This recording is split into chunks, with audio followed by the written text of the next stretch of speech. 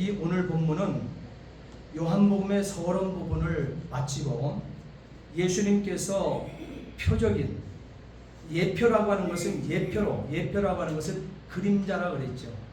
예수님이 실체로 오시는데 실체이신 예수님께서 오시기 전 예표하신 그림자인 율법에서 이 복음의 문을 여는 성육신 하심으로 실체가 오신 공생애의 본론 그 첫 번째 부분이 오늘 본문의 말씀이 되어지는 것입니다. 그래서 오늘 본문 이 요한복음 2장 1절 말씀부터 12장 50절까지 있는 이 말씀이 바로 첫 번째 나타나고 있는 본론뿐만 아니라 또한 일곱 번째 나타나고 있는 이 일곱 번째 표적까지의 말씀을 12장 50절까지 우리에게 보여주고 있습니다. 그래서 이것을 신학적으로 한번 따라합시다. 표적들의 책. 네, 이것은 영어로 하기에는 더 쉬워요. Book of Signs입니다. 사인 보낸다 그렇게 얘기하죠. 그러나 책들의 사인에 이 책은 사인을 우리에게 보여주는 그 메시지가 되어지는 것입니다. 그래서 표적들의 이 책 중에서 오늘은 뭐예요? 공생애의 출발점 첫 사건을 가나 혼인잔치에서 물로 포도주를 만드신 표적에 관해서 은혜를 나누고자 하는 것입니다. 여러분, 우리는 물로 포도주를 만드셨다 하는 이 말씀을 여러분 많이 들었을 것입니다. 그리고 주일학교 다닐 때도 이 찬양이 만들어졌죠. 예수님이 말씀하시니 예수님이 가라사대 물이 변하여 포도주 됐네. 그러나 예수님 가라사대 하게 되어지게 되면 물이라 할지라도 거기는 완전한 물이었습니다. 물이라 할지라도 포도주로 변화되어지는 놀라운 역사. 사실은 오늘 이 본문의 말씀은 굉장히 중요한 거예요. 따라합시다. 예수의 보혈. 피에 대한 말씀이라고는 사실이에요. 우리가 요한복음 전체가 우리의 구원을 얘기하게 될 때 피가 빠지게 되어지게 되면 우리의 구속은 없다고 하는 사실입니다. 그래서 레위기 17장 11절 말씀에도 보게 되면 피가 없은즉 사함이 없느니라 이렇게 얘기했어요. 그렇기 때문에 예표요 그림자로 이루어진 이 바로 동물의 짐승의 피가 오늘 실체로 오셨으니 하나님이 성육신하여 오심이 되어지는 그 첫 사건이 어떻게 돼요? 포도주를 만드는 사건이라는 사실이에요. 이 포도주는 우리가 고린도전서 11장 말씀도 보게 되면 그렇지만 요한복음 6장 말씀에도 보게 되어지게 되면 이 예수의 피는 이 포도주는 뭐라 그랬어요? 나의 언약의 피니라 이렇게 얘기하고 있습니다. 바로 예수 그리스도의 보혈의 피를 말씀하고 있는 것이 오늘 가나 혼인잔치의 첫 표적이 되어진다는 사실이에요. 오늘 본문은 그렇기 때문에 정말 중요한 말씀이 되어집니다. 특별히 이 요한복음 오늘 본문에만 등장하는 이 표적이라고 하는 이 단어, 여러분 이거 붙들어야 돼요. 이 요한복음에만 등장하는 이 단어가 표적이라는 단어입니다. 이 표적이라는 단어는 한번 따라할까요? 세메이온. 원어 한번 배우고 지나가는 거지. 잊어버려도 관계없어요. 그런데 여기서 표적이라는 단어는 세메이온이라고 하는 단어를 사용하고 있습니다. 바로 세메이온이라고 하는 이 단어, 표적이라는 이 단어는요, 어떤 것을 가리키는 따라합시다. 표지판. 표지판을 뜻하는 거예요. 표지판을. 우리 교회 여러분 이렇게 들어오시다가 보게 되면 위에 뭐가 있습니까? 멕시코 한인교회라고 하는 간판이 붙어 있죠. 그것이 사인입니다. 사인보드라고 얘기해요. 그것을 표지판이라고 얘기하는 것입니다. 그 멕시코 한인교회라고 써있는 간판을 여러분 보고 들어왔지만 그 간판이 멕시코 한인교회라는 그 간판이 멕시코 한인교회는 아니지만 바로 그러나 그 간판이 교회를 지칭하고 있기 때문에 그 간판을 보고 교회를 들어오지 여러분 않았습니까? 바로 이 세미이온, 바로 이 표적이 바로 그런 표지판이라는 사실이에요. 그러니까 오늘 이 본문 말씀 요한복음 2장 1절 말씀부터 12장 50절까지의 7가지 이 표지판을 우리에게 예수님께서는 들어 보여주십니다. 그러면서 예수 그리스도께서와 저와 여러분들의 구원을 위한 그 사인판을, 사인보드를 계속적으로 7가지로 우리에게 들려주고 있는 거예요. 그런데요, 7가지 표적을 예수님께서 말씀하시게 되어지니까 이것을 깨닫지 못하는 자들이 너무너무 많은 거예요. 사두개인도 그렇지요, 율법학자들도 그렇지요, 바리새인들도 그렇지요. 오늘날로 얘기하게 되면 교회 다니면서 예수를 믿는다고 하는 오래 다녔던, 조금 다녔던 간에 한결같이 이 7가지 표적을 얘기를 하게 되어지니까 엉뚱한 소리를 합니다. 깨달지 못하는 거예요. 말귀를 알아듣지 못하는 거예요. 예수님께서 우리에게 나타내 보여주고 있지만, 나의 구원에 대해서 7가지 표적으로 나타내 보이고 있지만 알아듣지 못하고 오해를 하는 거예요. 우리가 다음 주에 은혜를 나누게 되어질 바로 거듭남에 대한 이 말씀 속에서도 니고데모라고 하는 사람이 어떤 사람입니까? 유대 관원 아닙니까? 그는 열심히 있는 하나님의 종 아닙니까? 그럼에도 불구하고 거듭남을 이해를 못하고 오해를 합니다. 어떻게 내 나이가 이렇게 벌써 먹었는데 다시 부모님 모태 속에 들어갔다 올 수 있어? 하는 오해를 하게 되어져요. 그렇게 되어지니까 7가지 담화가 이루어지는 것입니다. 예수님께서 이것을 7가지 표적을 오해를 하고 있으니까, 들은 자들이 오해를 하고 깨닫지 못하고 있으니까 담화로서 그것을 알아듣기 쉽게 몇 가지의 실은 예의 현장의 이야기를 들어서 말씀한 것이 8가지 담화로 이루어지니까, 오해와 표적과 오해와 담화의 이 구조로 이루어진 것이 요한복음이라고 하는 사실인 것입니다. 이 자체가 바로 우리의 구원을 얘기하고 있는 거예요. 자, 그렇다 하게 되면 오늘 본문으로 들어가서 가나 혼인잔치의 이 본문은 이야기체로 기록이 되어 있습니다. 그래서 여러분이 이것은 이야기체로 되어 있기 때문에 읽기만 해도 겉핥기식으로는 이 본문 말씀의 이야기를 이해를 할 수 있습니다. 그런데 가나 혼인잔치 이 본문이 이야기체로 되어 있다 해서 이 말씀을 겉으로 나타나는 이야기로만 듣고 흘러가 버리게 되어지게 되면 저와 여러분들의 구원과는 아무런 상관이 없다는 사실이에요. 이 본문에 보게 되면 예수님이 나옵니다. 그리고 마리아가 나옵니다. 죄자들이 나옵니다. 하인들이 나옵니다. 그리고 연회장이 나옵니다. 신랑이 등장합니다. 바로 이들 가운데 마리아와 하인들이 중요한 역할을 하고 있죠. 마리아와 하인들이 아주 중요한 역할을 하고 있습니다. 그렇지만 본문의 중심 줄거리는 혼인잔치에서 포도주가 떨어진 위기 상황을 예수님께서 물로 포도주를 만드신 표적, 이 사인에 초점을 맞추고 있다고 하는 점인 것입니다. 그러니까 예수님께서 이 땅에서 역사하신 그 모든 기적, 그 모든 이적이라고 하는 것들은 모두가 하나님의 주권으로 계획하신 것을 가르치는 표지판에 불과하다는 사실이에요. 표지판으로 여러분이 이 하나님의 말씀을 보셔야만 한다는 사실이에요. 이 이적 자체의 의미가 있는 것이 아니라는 사실입니다.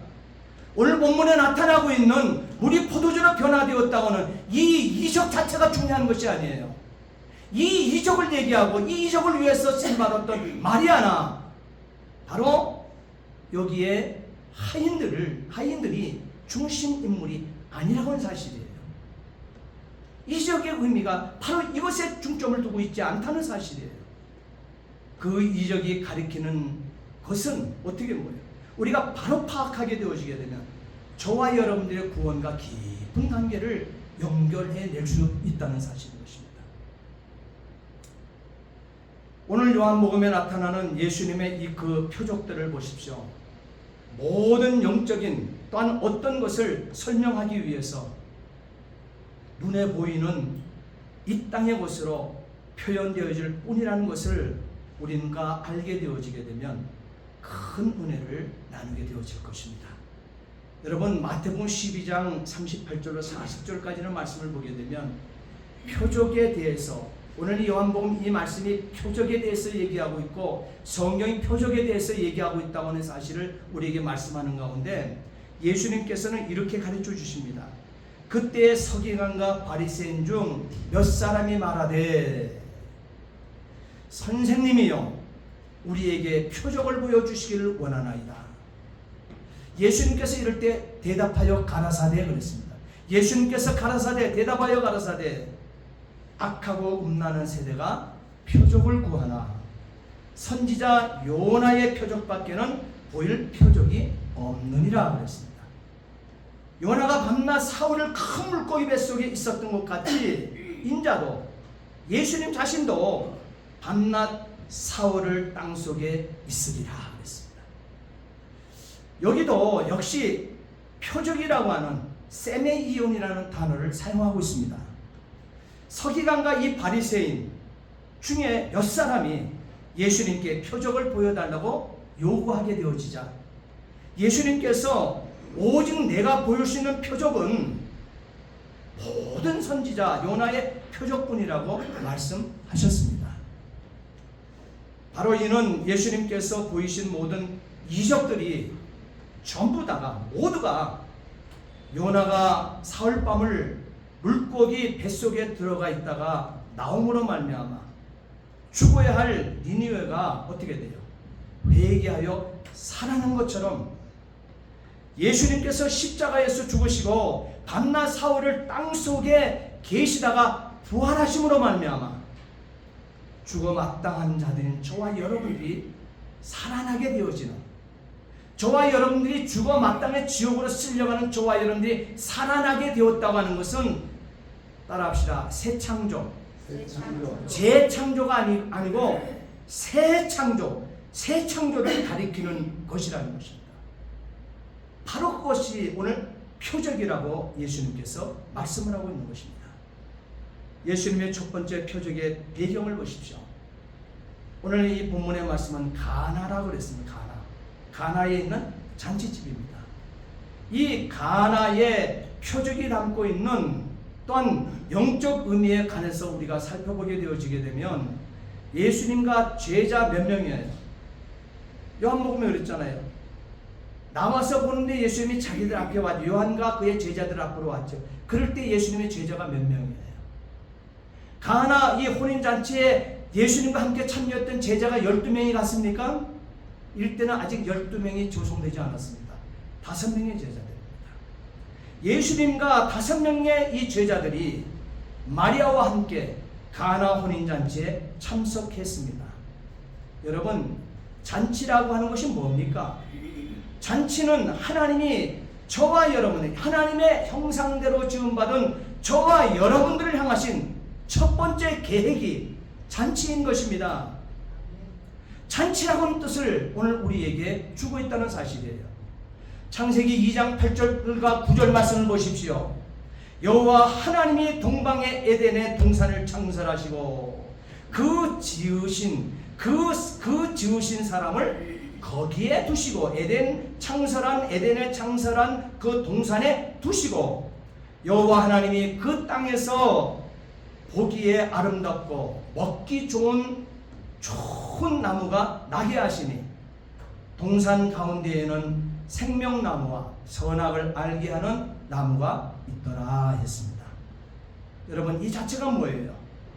하나님께서 오늘 저와 여러분들을 향하신 첫 번째 계획이요 하나님의 깊은 뜻이 여기에 들어있다는 사실입니다. 이렇게 하나님은 오늘 저와 여러분들, 하나님의 형상대로 지음받은 저와 여러분들을, 인간을 에덴 동산 위에 창조하시고 그리고 인간들을 위한 하나님의 첫 번째 계획으로 에덴 동산을 창설하신 것입니다. 그러므로 이 에덴 동산은 저와 여러분들을 위한, 인간들을 위해서 하나님이 만드신 하나님의 동산인 것입니다. 바로 이것은 하나님이 인간에게 주신 최초의 선물이었습니다. 완벽한 환경의 선물, 풍성한 동산, 사랑이 넘치는 가정, 평화와 감격과 기쁨과 즐거움, 넘치는 생명 등등 여러 풍요로운 풍성한 것들, 이 모든 것이 세트로 존재하는 에덴 동산. 하나님께서 부족함이 없도록 흔들어서 이 에덴 동산에 저와 여러분의 행복을 위해서 채우셨다는 사실. 잔치의 동산으로 하나님께서 창조하시고 그것으로 이끌어 놓았다고 말씀하고 있습니다. 여러분, 하나님의 저와 여러분들을 향한 그 목적은 행복하기를 원하는 목적이 있다는 사실이에요. 저와 여러분들을 예수를 믿게 하고 교회의 직분을 맡겨서 하나님께 충성을 다할 수 있도록 하고 있는 것이 저주받은 저와 여러분들, 저주받은 이 땅, 가시와 엉겅퀴고 뒤덮이는 이 땅에서 수고의 노고를 하고 있는, 고난 중에 살아가고 있는, 믿고 사는 저와 여러분들에게 복 주시기 위해서 우리에게 넘치도록 귀한, 우리에게는 정말 감당하기 힘들 만한, 꿈에도 정말 생각할 때 감사감격이 되어지는 직분을 우리에게 맡기신 것을 여러분 믿으시기 바랍니다. 하나님이 저와 여러분에게 주신 최초의 선물이 이 풍요라는 사실이에요. 이 부족함이 없는 것이라는 거예요. 이 잔치의 선물을 우리에게 주었다고 하는 사실인 것입니다. 바로 이것이 하나님께서 우리를 지으신 목적인 것입니다. 하나님께서 인간을 향하신 뜻이 되어지는 것입니다. 하나님은 우리의 부족을 눈뜨고 못 보셔요. 하나님은 저와 여러분들이 복받고 살지 못하는 모습을 눈뜨고 보지 못하시는 분이십니다. 저와 여러분들을 창조하신 목적이 잔치에 있기 때문에, 풍요와 넉넉함이 있기 때문에, 넘치는 생명이 있기 때문에, 완벽한 환경, 완벽한 풍성한 동산, 사랑이 넘치는 가정을 하나님께서는 우리에게 주시기를 원하셨기 때문에, 하나님 뜻이 이 땅에 이루어져 잔치의 세상, 우리를 위한 하나님의 사랑, 하나님의 구원이 흐르고 있는 동산, 에덴 동산. 그렇다면 이 땅에 우리는 쫓겨났다 할지라도 이 땅은 저주의 동산이라 했어요. 저주의 땅이라 했습니다. 가시와 엉겅퀴가 있는 곳이라 했습니다. 수고의 땀이 흘러야 되고 고난의 땀을 흘리지 아니하게 되면 먹을 것을 얻지 못하는 곳이라 했습니다.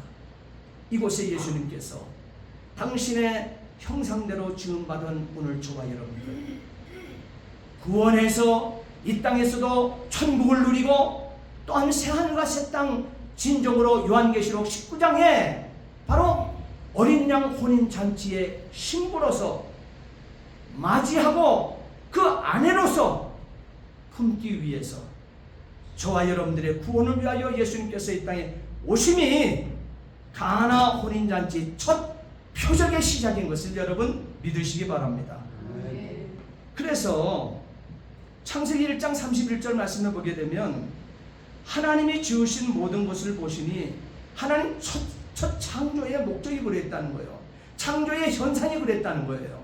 창조의 현장을 보게 되면 창세기 1장 31절 말씀에 하나님이 지으신 모든 것을 보시니 보시기에 심히 좋았더라 그랬습니다. 보시기에 심히 좋았던 자들이기 때문에 사실은 어린 양 혼인 잔치에 예수님은 신랑 되시고 우리는 그의 신부가 되어지고, 특별히 요한계시록 19장 7절과 8절 말씀을 보게 되면 신부라고 얘기하지 않아요. 따라합시다. 아내, 나의 아내라고 표현하고 있습니다. 신부라고 표현하고 있지 않아요. 왜? 이 땅에 살아있을 때 예수 그리스도의 보혈을 믿음으로 말미암아 우리는 이미 신부 되었기에 예수님께서 그 거처를 다 마련하시고 다시 오신 바 되어 예수께서 거하시는 거처를 준비해 놓은 그곳으로 이끌어갈 저와 여러분들을 데리러 이 땅에 재림하시게 되었을 때 우리를 맞이하러 영접하러 온 오늘 우리들은 아내로서 데리고 올라간다는 거예요. 기가 막힌 말씀을 우리가 지금 첫 표적인 가나 혼인 잔치로부터 시작되어서 요한계시록 19장 어린 양 혼인 잔치의 결산을 이루면서 아내로서의 미친 저와 여러분들을 확인시켜 주고 있다는 사실이에요. 보시기 심히 좋았더라. 처음이 좋았기 때문에 끝도 보시기에 심히 좋은 결과를 우리에게 약속하고 있다는 사실인 것입니다. 이렇게 하나님이 계획하신 세상은 심히 좋은 세상입니다. 그런데 저와 여러분들이 왜 심히 좋은 하나님 앞에, 심히 좋은 것을 준 하나님 앞에, 심히 좋은 것을 누려야 될 직분자인 저와 여러분들이 시궁창 속에 이리 흔들 저리 흔들하고 살아가는 말이에요. 저와 여러분들을 그렇게 노출시키며 버릴 만한 존재가 아니라는 사실을 오늘 하나님께서는 분명히 하고 있다는 사실인 것입니다. 사랑과 기쁨이 넘치는 세상, 정의와 평화가 가득한 세상, 하나님의 친밀함으로 하나가 된 세상, 하나님의 성품이 그대로 비추어진 세상, 하나님의 완전하심이 그대로 반영된 세상, 얼마나 멋진 세상입니까? 곧 하나님 창조하실 때의 세상이, 우리에게 주어진 세상이 그와 같은 세상입니다. 그렇기 때문에 따라합시다. 잔치의 세상. 네, 잔치의 세상입니다. 잔치라고 하는 말의 영상을 보게 되어지게 되면 잔치가 있으니 기쁨이 있지요, 감격이 있지요, 사랑이 넘치지요, 또 어떻게 돼요? 감사가 넘치지요, 만찬이 있죠, 춤과 음악이 있죠, 웃음, 뭐 여러 가지 표현할 것이 이 잔치에, 이 잔치라고 하는 이 말을 떠오르게 되면 이와 같은 여러 가지 영상들이 떠오를 것입니다. 이 모든 단어들이 함축하는 공통 분모가 있습니다. 그 공통 분모가 무엇입니까? 예수님은 말씀하십니다. 요한복음 10장 10절에 분명히 새겨서 말씀하십니다. 오늘 이 말씀을 보게 되면 이렇게 말씀 한번 따라 하시겠습니다. 내가 온 것은 양으로 생명을 얻게 하고 더 풍성히 얻게 하려는 것이라. 예, 예수님께서 이렇게 이 잔치의 세상을 만들어 주셨는데, 이 잔치라고 하는 이 영상은 기쁨과 감격과 사랑과 넘침과 감사와 만찬과 춤과 뭐 이 음악 등등등등등등이 이 영상이 떠오른다 했어요. 그러나 이 무수히 많은 떠오르는 이 잔치의 이 영상들의 공통 분모가 뭐예요? 무엇을 위한 잔치라는 거예요? 내가 온 것은 양으로 생명을 얻게 하고 더 풍성히 얻게 하려는 것이라. 이렇게 예수님이 세상에 오신 목적은요, 세상 어두움을 몰아내고, 다시 말하면 세상의 부족을 안겨주고, 세상에 떨어지고, 세상의 어두움, 캄캄함, 부족함, 이 모든 것을 다 몰아내고 빛 대신 예수님으로 말미암아 생명을 얻되 더 풍성히 얻고 넉넉함으로 하나님께서 천진 만물을 창조하시고 하나님의 형상대로 우리를 지어주시고 에덴 동산의 그 풍요로운 잔치의 세계를 주심의 그 모든 것들을 다 어떻게 해요? 그것보다도 더 귀한 것을 얻도록 풍성하게 얻게 하시기 위하여 예수님께서 성육신하여 오셨고, 바로 예수님의 첫 표적 속에서 혼인잔치의 표적을, 사인을 우리에게 보여 지시하고 있다고 하는 사실인 것입니다. 혼인잔치가 바로 예수님이 세상에 오신 목적을 대변하고 있다고 하는 말씀이 되어지는 것입니다. 예수님이 가신 이 가나 혼인잔치 집에 그런데 문제가 생겼어요. 예수님이 가셨는데, 예수님이 초청을 받아서 간 이 가나 혼인잔치집에 문제가 생겼습니다. 오늘 3절 말씀해 보게 되면 잔치집에 포도주가 떨어진지라 그랬습니다. 포도주가 떨어졌다고 얘기하고 있어요. 포도주가 모자란지라, 포도주가 저들에게 없다, 이렇게 말씀합니다. 잔치집은 넉넉한 곳이잖아요. 그런데 가나 혼인 잔치집은 넘쳐야 할 잔치자리가 모자라는 곳이 되고 말았다는 것입니다. 모자라다고 하는 바로 이 단어가 잔치집을 초상집으로 만들어 버렸다는 거예요. 온갖 불평이 터쳐나옵니다. 혼란이 일어납니다. 책임 전가가 일어납니다. 변명이 이곳저곳에서 변명이 터쳐나옵니다. 당황합니다. 큰 소리들이 오갔을 것입니다. 근심의 자리가 되어버렸고 이제는 어두움이 되어버렸습니다. 이 잔치집이 말이에요. 이 유대에서는요, 이 포도주가 떨어졌다고 하는 것은 기쁨이 상실됐다는 것입니다. 그리고 잔치가 끝났다는 뜻과 동일한 뜻인 것입니다. 그러므로 유대인들은요, 보통 왜 그러냐, 이 유대인들의 이 결혼 의식을 여러분 잘 알아야 돼. 사회 풍습. 이 유대 사람들은 보통 수요일날 혼인 예식을 시작을 하는 거예요. 수요일날 혼인 예식을 시작을 해서 일주일 혹은 2주일 동안 혼인 잔치를 했기 때문에 어마어마한 양의 포도주를 준비해 놨음에도 혼인 잔치를 마치기 전에 포도주가 떨어진 것입니다. 이것이 우리가 사는 세상 아닙니까? 저와 여러분들이 부족하리라고 생각하고 이 땅에 여러분 가정을 이루었습니까? 여러분 이 세상이 넉넉지 못하고 항상 부족하고 쪼들이고 고난 충만이라는 것을 알고 여러분 이 땅에 태어나셨습니까? 그와 같은 생각을 가지고 태어나고 여러분 가정을 이룬 사람들은 한 사람도 없을 것입니다. 다 풍요를 생각했을 거예요. 다 넉넉하게 될 것을 생각했을 거예요. 다 행복한 것이라고 하는 사실을 생각했을 거예요. 그런데 와보게 되니 뭐예요? 부족함 충만이더라 이 말이에요. 고난 고통 충만이더라 이 말이에요. 허리가 휘을 정도로 뼈가 부셔지도록 수고해도 넉넉한 수입이 없어 쪼들리는 삶을 여러분 수없이 겪어왔을 것입니다. 여기 서 있는 목사도 마찬가지예요. 김 목사도 목회를 하게 되어지게 된 성도들이 있으니 넉넉하다고 생각되어질 거 아닙니까?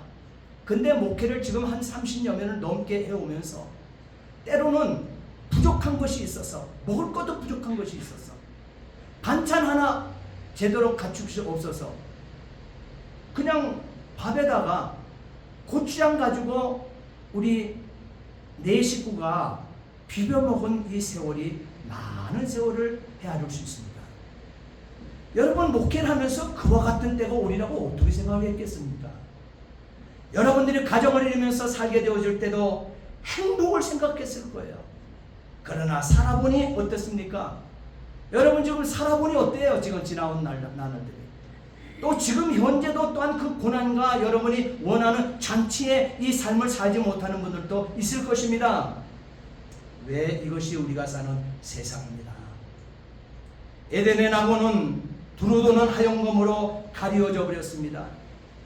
넉넉하고 넘치는 이 동산에서 쫓겨나서 저주를 받아 가시와 엉겅퀴가 돋아나고 아름답고 좋은 열매는 땀 흘리는 수고와 해산하는 고통으로 변해버렸습니다. 우리의 마음은 욕망의 잡초가 솟아오릅니다. 수치와 두려움과 또한 책임 전가와 도피가 새로운 우리의 성격으로 자리를 잡게 되었습니다. 우리의 이웃은 저주와 고난과 미움과 불안으로 모자람이 가득한 세상으로 바뀌어져 있는 것을 우리는 경험하고 삽니다. 때로는 우리가 많은 사람들을 우리 이웃들에게 고난을 주고 저주하며 미움을 주며 불안해하게 하는 장본인이 내가 되어줄 수도 있었다는 사실. 그 모자람이 가득한 세상.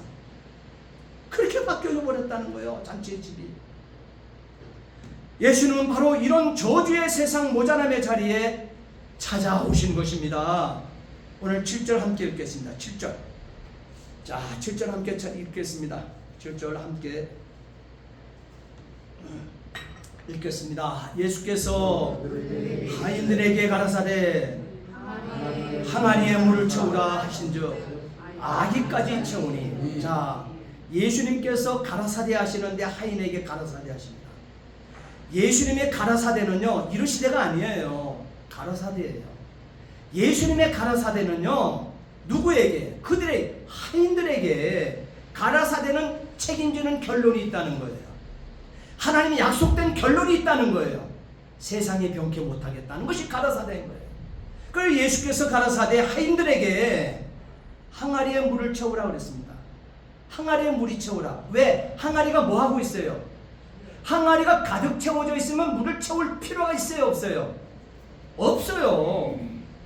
그런데 하인들이 평상시에 거기다가 항아리에 물이 떨어지면 채우고 하는 사람이 있었다 하게 되어지게 되면 예수님이 하신 일은 간단했을 거예요.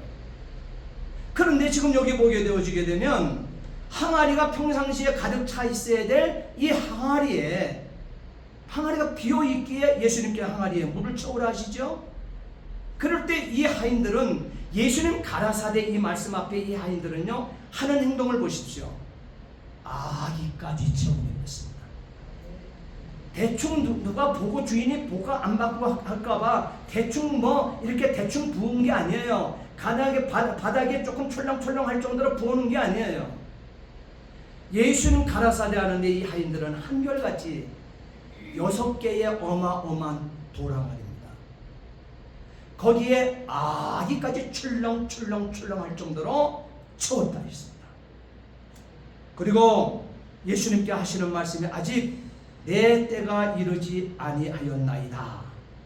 이렇게 말씀이 마치자마자 하인들에게 비어있는 6개의 돌항아리에 물을 채우라 하신 것입니다. 자, 유대인들의 이 돌항아리는 뭐 하는 곳이냐? 유대인들의 결례를 행할 때 쓰는 돌항아리입니다. 그러면 유대인들은 유대교를 따르는 사람들이에요. 유대인들은 율법을 숭배하고 율법을 따르는 지켜 행한다고 하는 사람들이에요. 그러면 율법을 철저하게 지켜 행한다고 하는 그 유대인들이 그 결례를 행할 때 쓰는 돌 항아리가 좀 비어있다는 거예요. 사람이 안 사는 곳입니까? 사람의 왕래가 왕성한 집 아닙니까? 이 집이 지금 가나온 잔치에. 그런데 그 집의 결례를 행해야 될 이 돌 항아리에 비어있다. 무엇을 얘기합니까? 저와 여러분들이 이 교회 다님의 모습 속에서 정말 저와 여러분이 경계해야 될 모습이 되어지는 것입니다. 교회 안에 들락날락 출입을 하고 66권 생명의 말씀을 들고 서 있는 하나님의 백성들은 비어있는 돌항아리 되면 안 됩니다. 성경 66권 꽉 차 있는 잔치에 복음이 들어있는 이 성경을 들고 저와 여러분들이 텅 빈 깡통 되면 안 된다는 사실이에요. 원래는 꽹나리처럼 비어있는 깡통 소리가 나면 안 된다는 거예요. 그런데요, 유대인의 결례를 행하는 사람들이 왕성히 다니는 유대인들이 들락날락하는 이곳, 그리고 오늘은 이 가장 많은 사람들이 왕래하는 이 시간, 이 잔치, 그런데 돌항아리 비어있다는 거예요. 예수님께서는 그 6개의 돌항아리에 물을 채우라 하십니다. 결례라고 하는 것 무엇하기 위해서 그러는 거예요? 정결하게 닦는 예식을 말하지 않습니까? 정결하게 닦는 예식이에요. 그러면 수많은 사람들이 왕래하는 날 아닙니까? 그날이 혼인잔치면 그들은 유대 율법을 지켜 행한다고 하는 유대인들 아닙니까? 그러면 돌항아리가 비어있으면 어떻게 씻겠다는 거예요? 어떻게 도랑을 닦겠다는 것입니까? 그리고 결혼 예식에 참여하겠다는 것입니까? 앞뒤가 안 맞는 거예요. 그러니 이 유대인들이 율법을 대하는 그 모습은 형식주의자라는 것, 형식적이라는 사실을 여러분 발견하지 않습니까? 그들은 완전히 형식주의자들입니다. 유태교라고 얘기하면서도 형식주의에 빠져버린 생명력 없는 율법주의자들이 다 되어버린 거예요. 그것이 바리새인도, 그것이 제사장들도, 그것이 거기에 유대 교인 되온 그들 역시, 선민 이스라엘 역시 다 똑같은 존재들이었다는 사실. 그렇기 때문에 예수님께서는 마가복음 7장 3절 말씀에 이렇게 말씀하십니다. 바리새인들과 모든 유대인들이 장로들의 유전을 지키어 손을 부지런히 씻으며 먹지 아니하며 씻지 아니하면 먹지 아니하며 또 시장에서 돌아와서는 물을 뿌리지 않으면 먹지 아니하며 그 외에도 여러 가지를 지켜 오는 것이 있으니 잔과 주발과 녹그릇을 씻음이로라. 6개의 돌 항아리가 그 결례를 행하는 거예요. 그런데 바리새인들 모든 유대 장로들 유전을 지켜서 해야 되는데 너희들 지금 뭐하고 손은 어떻게 씻는다는 거예요? 그러면은 너희들의 잔과 주갈과 그릇을 어떻게 씻겠다는 거냐고 얘기 물어요. 이 잔치에 올릴 이 그릇, 잔치에 참여하는 자들로서 너희들 다 껍데기 아니야? 이 말이죠. 형식주의자들 아니야? 성경 66권을 펴놓고 여러분, 우리는 그 경고의 소리를 들어야 됩니다. 이 메시지는 우리는 66권 생명의 말씀을 들고 있어요. 그러나 이 모습이 나타나고 있다고 하는 사실을 예수님 지적하시는 거예요. 2000년 전에 유대에 있는 유태교회 백성들에게만 얘기한 말씀일까요? 66권 생명 언약을 손에 담고 있는 저와 여러분들에게는 말씀 안에 경고가 아닐까요? 그런데 재미있는 것이 있어요. 재미있다고 해야 될지 너무너무 씁쓸한 것이 그 돌 항아리가 비어 있었다는 것, 예사롭게 들리십니까 여러분? 장로들의 유전을 그토록 소중하게 여겼던 유대인들이라면, 선민이라고 하는 유대인들이라면 그 돌 항아리는 많은 물로, 맑은 물로, 많은 물로 가득 차 있어야만 합니다. 왜요? 따라합시다. 닦아야 하니까. 닦아야 되지 않습니까? 그런데 그게 율법이니까 닦지 않냐고는 식사 속에 밥을 먹을 수가 없어요. 닦지 않냐고는 집으로 들어올 수가 없어요. 닦지 않냐게 되면 그 성도가 이웃과의 교제를 나눌 수가 없어요. 닦지 않냐면 어떻게 해요? 성전에 들어갈 수가 없어요. 성전에 들어가기 전에 물두멍에 그래서 먼저 씻는 거예요. 씻고 제단 앞으로 가는 거예요. 제물 가지고. 보통 문제 아니지 않습니까? 그런데 항아리가 모두 비어 있단 말입니다. 형식주의에 빠져버린 생명력 없는 율법 유대교, 생명력 없는 율법, 생명력 없는 유대교인들 상징하는 것입니다. 오늘 본문에 6개의 돌 항아리가 말이에요. 율법을 상징하는 것이고 유대교를 상징하는 거예요. 6개의 돌 항아리는 물도 채워져 있지 않은 정결 예식 항아리, 열강적인 어떤 종교 행위에 강분하는 그런 사람들이 생각나는 대목이 되어질 것입니다. 아무것도 없이 텅 비어 있는 사람들, 66권 이 말씀은 삶이 되어 살아달라고 예수님 당신 피 찢으시고 주신 이 복음이 66권 이것은 예수 그리스도 자체이신 것입니다. 그런데 그렇게 주어진 것 여러분들은 담지 않아 우리 속이 텅 비어있는 6개의 항아리 같다 하게 되면 예수님이 어떻게 저와 여러분들의 주소를 알고 찾아오시겠습니까?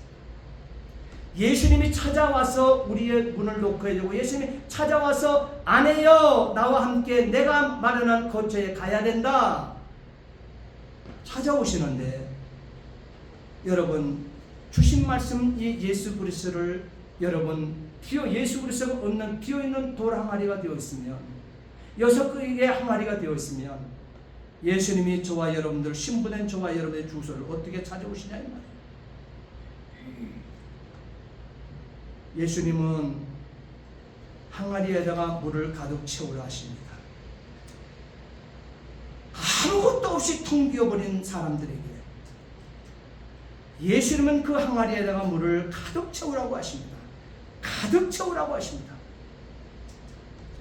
포도주가 떨어진 그 형식만 남아있는 유대교를 상징하는 혼인잔치집에 예수님이 7째 날 등장하셨음을 여러분 발견하십니까? 19절 말씀을 보시기 바랍니다. 19절, 1장 19절. 자, 1장 19절 보세요. 유대인들이 예루살렘에서 제사장들과 레위인들 요한에게 보내요. 네가 누구냐 물을 때 누가 찾아왔어요? 유대인들이 예루살렘에 찾아왔어요. 레위인들 장로들이 요한에게 찾아왔어요. 이날이 첫째 날이죠. 그리고 29절 말씀 보세요. 29절 이튿날 요한이, 이튿날이죠. 자, 그 다음에 35절 또 말씀 보세요. 또 이튿날 또 시간이 지났죠. 자, 첫째 날 하루 둘 셋이죠. 43절 말씀 보세요. 오늘 본문 또 43절 말씀.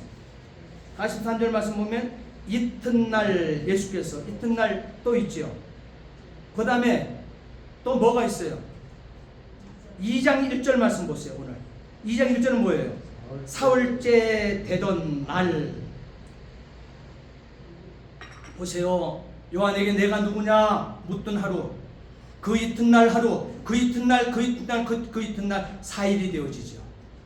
2장 1절 오늘 본문 말씀은 사흘째 되던 날 3일이죠. 총 합이니 7째 날이 되어지죠. 예수님이 이 7째 날에 돌 항아리에 텅 비어 있는 잔치를 잃어버리고 모자란 밖에 없는 이 현장에, 이 혼인잔치, 가나 혼인잔치에 찾아오셨습니다. 등장하셨습니다. 그 7째 날이 가나의 혼인잔치라고 말하지 않습니다. 잔치라고 얘기하고 있습니다.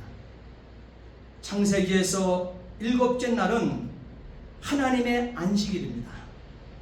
모든 건 6일 동안 완벽한 창조를 이루시고 보시기에 심히 좋았더라 결론 맺으시며 이제는 내 앞에서 함께 나의 피조물들아 내 앞에서 안식하자는 날이 7째 날 아닙니까? 그날이 안식일입니다. 그러니까 이 혼인잔치는 하나님의 안식인 것입니다. 다시 말하게 되면 요한계시록 22장의 새하늘과 새 땅이 완성이 되어서 하나님과 하나님의 백성들이 영원한 안식 속으로 들어가게 되어지는 그 안식을 지금 상징적으로 표적하고 있는 것입니다. 첫 번째 표적을 바로 그 사인을 지금 가리키기를 원하는 거예요. 그것으로 이끌기를 원하시는 거예요. 그런데 그 나라, 그래서 그 나라, 하나님 나라는 예수 그리스도의 보혈로만 이루어지게 된다는 것을 우리가 요한복음 1장부터 우리가 보면서 서론에서 그래서 성육신 예수 그리스도를 우리는 지금까지 복잡하게 공부한 거예요. 그래서 하나님이 육신이 되어 오셨다는 사실이에요. 하나님이 육신이 되어 오시게 되어질 때 그래 예수 그리스도의 피 흘림으로 이루어진 저와 여러분의 구원이라는 사실이에요. 그걸 보여주고 있는 거예요. 지금 이 7째 날 바로 물로 포도주를 만드시는 사건이 바로 그것을 말씀을 그리고 우리가 사인해주고 있다는 사실인 것입니다. 그러므로 요한복음은 이렇게 철저하고 완벽한 이 논리를 가지고 빈틈없이 복음을 설명하고 있습니다. 율법을 상징하는 돌 항아리 6개, 안식을 표적하고 있는 안식의 숫자 7, 안식을 표적하고 있는 7째 날의 가나 혼인 잔치가 그러므로 참 기쁨을 회복한 하나님의 잔치가 되기 위해서는 어린 양의 피를 상징하는 물이 변하여 포도주가 되어져. 포도주가 그 잔치에 부어져야 하는데 7 항아리가 아닌 6 항아리라고 하는 것입니다. 6 항아리가 결례를 위해서 주어져 있다는 거예요. 율법은 6개로 채워져 있습니다. 지금 일부러 숫자까지 기록해놓지 않았습니까? 지금 요한이 말이에요. 그러니 얼마나 상세하게 지금 기록하고 6개의 돌 항아리라고 숫자를 기록해놨습니다. 그런데 요한은 정확하게 기록했답니다. 그렇다면 마지막 7번째 항아리는 어디 있을까요? 결례를 위해서 6째 돌 항아리 피어있는 돌 항아리가 앞에 있는데 아기까지 채웠다고 그랬습니다. 7번째 이 항아리는 어디 있을까요? 예수님은 우리에게 말씀하십니다. 누가복음 22장 20절 말씀에 저녁 먹은 후에 잔도 이와 같이 하여 가라사대 이 잔은 내 피로 세우는 새 언약이니 곧 너희를 위하여 붓는 것이라. 7조로 부어지는 그 항아리가 누구라고 말씀하고 있습니까? 따라합시다. 예수 그리스도. 예수 그리스도인 것입니다. 그러므로 요한복음 1장 2장 1절부터 11절까지는 마리아가 주인공이 아니고 하인이 주인공이 아니에요. 예수 그리스도가 주인공이라는 것입니다. 예수 그리스도로 그 피는 완성되는 것입니다. 그래서 예표, 다시 말하는 그림자인 율법의 6개의 돌 항아리, 성육신하신 예수님이 율법의 성취로 7번째 항아리로 서신 것입니다. 예수님께서 물로 포도주를 만드신 사건, 이 사건을 예수님께서는 그러기 때문에 뭐라고 말씀하십니까? 오늘 본문에 11절에 주의 영광이 나타났도다 그랬습니다. 주의 영광이 나타나며, 주님의 영광이 나타나며 이렇게 말씀하십니다. 이 본문 요한복음 본문 전체의 결론이기도 한 것입니다. 요한복음 전체가 기록된 그 목적은 주님의 영광이 나타나게 하는 것입니다. 오늘 11절 말씀 보세요. 함께 11절 읽겠습니다. 예수께서 이 첫 표적을 갈릴리 가나에서 행하여 그의 영광을 나타내심에 제자들이 그를 믿으니라. 저기서 그의 영광은 뭐예요? 영광은 따라서 그리스도의 죽음, 그리스도의 죽음, 그리스도의 부활하심, 그리스도의 승천, 그리스도의 재림, 천년 왕국까지를 얘기하는 거예요. 그것이 그의 영광, 그리스도의 나심, 그리스도의 고난받으심, 그리스도의 죽으심, 그리스도의 승천 살아나심, 그리스도의 또 뭐예요? 승천하신 그리스도의 재림, 그리고 천년 왕국. 이 7가지 이 복음이 그의 영광을 나타내심에, 그 7가지 복음을 나타내심에 이렇게 얘기합니다. 이 모습을 보면서 채워지는 7번째에 바로 포도주가 되어주시는, 바로 언약의 피가 되어주시는 예수 그리스도를 보이게 되어질 때, 예수 그리스도가 7개, 6개의 돌랑아리 앞에 서게 되어질 때 제자들이 그를 믿으니라 그랬습니다. 이 구절은 마리아의 행동이나 하인의 순종이 아니라 예수님께서 물로 포도주를 만드신 표적에 초점을 맞춘 것임을 믿으시기 바랍니다. 그러므로 오늘 본문 10절은 그대는 지금까지 좋은 포도주를 두었도다. 그대는 지금까지 좋은 포도주를 두었도다. 예수님은 가나 혼인잔치집에 오셔서 이전보다 더 좋은 포도주를 만들어 주시어 더 큰 기쁨과 감격을 주셨습니다. 이렇게 성육신하시어 세상에 오신 예수님은 더 큰 기쁨으로, 더 큰 감격으로, 더 큰 사랑으로, 더 큰 즐거움으로 가득 찬 잔치자리를 만들어 주시기 위하여 성 하나님이 육을 입고 오신 성육신하여 오셨음을 여러분 믿으시기 바랍니다. 그래서 예수님의 성육신이 귀한 거예요. 예수님은 첫 표적으로 물로 포도주를 만드심으로 공생애를 시작하시고 종말에 요한계시록 19장 7절로 8절 말씀에 보게 되면 어린 양의 혼인 기약이 이르렀고 그의 아내가 자신을 준비하였으므로, 아내로서 준비가 되어 있어야 돼요. 여러분, 신부 되도록 예수님께 나를 찾아오셔서 영접곧 그 이름을 믿는 자 되어 하나님의 자녀가 되어 신부 만들어 놓으신 예수님께서 거처 다 준비되어지게 되니까 하나님 보좌 우편에 계시면서 거처가 신부를 위한 거처가 다 준비되어지시니까 어린 양 혼인 기약이 이르렀을 때에 그 안에, 이 땅에 있는 그 아내가 자신을 준비하였으므로 이 땅에 있는 아내된 교회된 저와 여러분들이 신부단장 정결한 삶을 옳은 행실이라고 했어요. 19장 8절 하반절 말씀에 보게 되면 세마포를 펴주셨는데 그 세마포는 뭐라고 했어요? 성도의 옳은 행실이라고 그랬어요. 성신부된 거룩히 예수 그리스도를 나의 구주로 고백한 자들이 된 저와 여러분들이 신부라서 거룩히 단장한 옳은 행실, 옳은 행실로 이 땅에 저와 있는 신부로서 사람의 바 되었을 때, 어린 양 혼인 기약이 이르렀을 때 그의 아내가 자신을 준비하고 있었으므로 그에게 빛나고 깨끗한 세마포 옷, 성도의 옳은 행실을 입고 있는 그들을 찾아오심에 완전한 어린 양 혼인 잔치에 참여하는 결산을 그 자에게 주어짐을 여러분 믿으시기 바랍니다. 아멘. 사랑하는 성도 여러분, 이젠 우리 할 일이 있습니다. 오늘 본문 5절 말씀을 보십시오. 그 어머니가 하인들에게 이르되 너희에게 무슨 말씀을 하시던지 그대로 하라 하니라. 또 7절 8절 말씀 보십시오. 예수께서 저에게 이르시되 항아리에 물을 채우라 하신즉 아구까지 채우니, 아구까지 채우는 일은 우리의 일입니다. 그리고 무슨 말씀을 하시는지 그대로 행하는 것은 우리의 할 일입니다. 이제 떠서 연회장에 갖다 줘라, 갖다 주는 것도 우리의 할 일입니다. 갖다 주었더니 순종이 기적의 문을 열었다는 말씀인 것입니다. 하인들이 예수님의 말씀대로 행할 때에 기적이 일어나고 맙니다. 이렇게 예수님의 표적은 그대로 순종할 때 일어나는 표적인 것입니다. 말씀을 그대로 순종하는 곳에 하나님의 표적인 문이 열리게 됨을 잊지 않게 되기를 예수님의 이름으로 부탁을 드립니다. 기도하시겠습니다. 전능하신 아버지 하나님, 주의 은혜와 사랑을 진심으로 감사를 드립니다.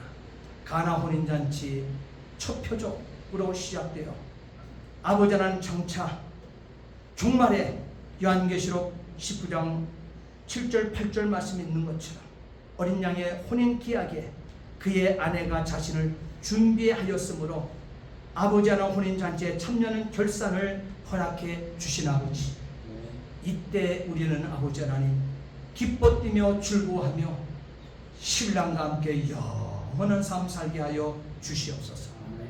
이 복음을 선포하며 나의 살아남은 이 모든 생에 아버지 하나님 실천하며 복음 증거하며 살아내게 주시옵소서.